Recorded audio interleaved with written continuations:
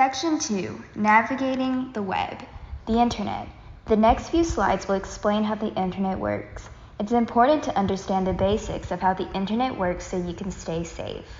What is the Internet? The Internet is a technology that allows people and businesses to communicate via computers. How does the Internet work? The idea behind the Internet is quite simple. Transfer data from one computer to another.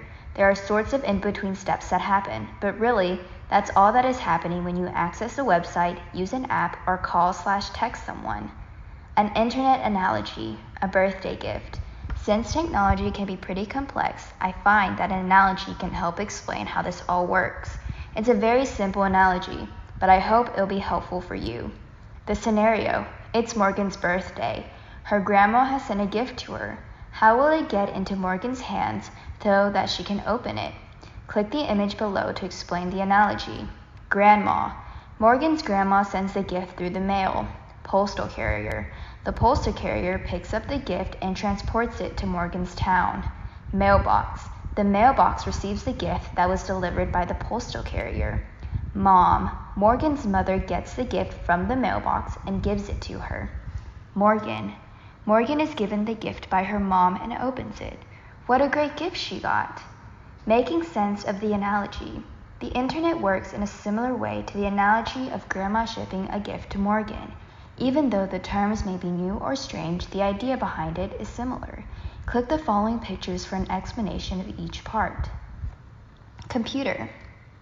The computer is used to open a web page in a browser, send an email, make a phone call, send a text, or use an app. Router. The router receives the information by Wi-Fi or a wired connection, and it receives all other information from other devices in the location as well. It then transfers the data to the modem. Modem. The modem takes the information from the router and transfers it out into the Internet. This can be done by physical cables. Cable, fiber optic, or telephone, a satellite connection, or cellular service. ISP. Internet service providers, also known as ISPs, are companies that build the network of physical cables that connect your house to the Internet. The ISP also has the addresses of all computers connected to the Internet, so it routes the data to the correct location. Server or computer. Servers or other computers receive the information from the ISP. These devices either return data back to the original computer, like retrieving search results, opening a web page, etc., or receive the final information, like a text message, for instance. Putting it all together. 1. Morgan's grandma is like a computer. She sends a gift, data, from her house to be delivered to Morgan. 2. The postal carrier is like the router. The carrier picks up the gift just like the router gathers up all the data in the house from all sources. 3. The modem moves all of the information along and delivers it to the final server or computer, using the address information and infrastructure that the ISP provides. This is similar to the mail moving through the postal service and being delivered to a mailbox, which is then emptied by Morgan's mom, sorted to make sure that the gift goes to the correct person in the family and delivered to her. Privacy on the Internet. The Internet allows us to access all kinds of information, to purchase products from faraway places, and to communicate with friends and family across the world. It even allows us to unlock doors to our houses, change the thermostat for our house, and watch a video feed from a camera on our front porch. It is an extremely powerful tool. Unfortunately, privacy is a challenge. If someone can access the data that you are sending over the Internet, they can read everything that is being sent. We will next talk about how to maintain a level of privacy on the Internet. Computers read data like a language. Data is sent across the Internet in a language that computers understand. As long as both computers can understand the language, then the message can get across. To keep some level of privacy on the Internet, we need two computers that are sending and receiving information to have their own language, so that no other computer can see what is being sent. Secret codes to the rescue. If every connection that sends data needs a new language to stay secure, that means we need a ton of languages. Much of the time when you send private information over the internet, the computers encrypt the data. That essentially means they send it using a secret code that only the intended recipient can read. Cryptography is how computers keep your data secure. Cryptography is defined as the art of writing or solving codes. If you like puzzles and secret codes, you are going to love learning about cryptography. Passwords are the key. When you create an account on a website, it generally asks you to create a password. That password allows you to confirm to the website that you are the correct person, which allows you to access the personal information on the website.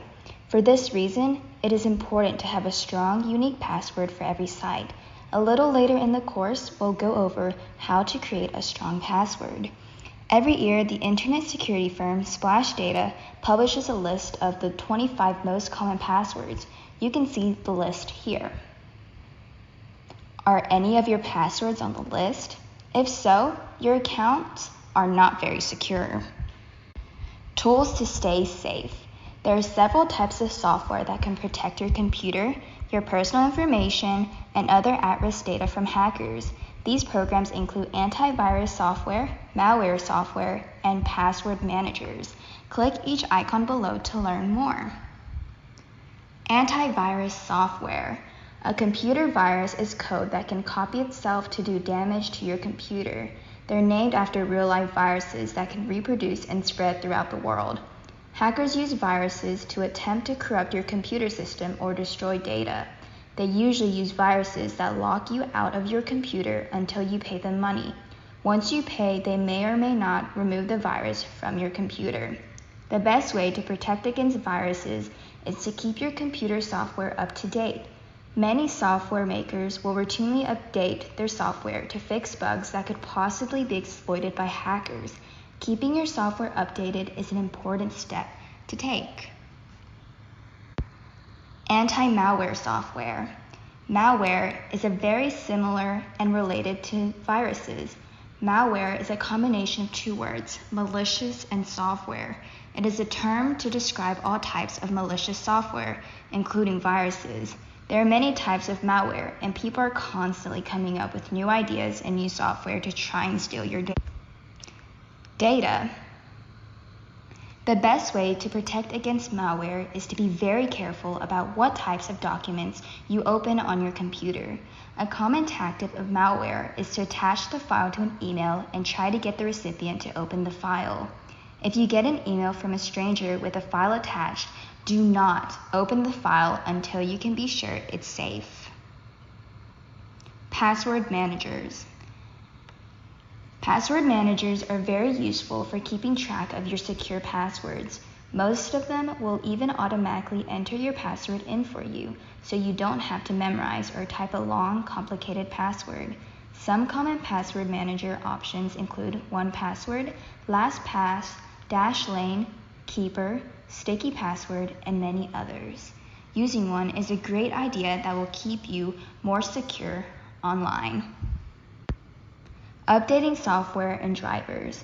One of the simplest things you can do to stay secure is to keep all your software updated. As software providers learn of bugs or security flaws in their software, they will continually publish updates to fix these flaws. If you don't keep your software updated, you're putting yourself at risk of having your information stolen.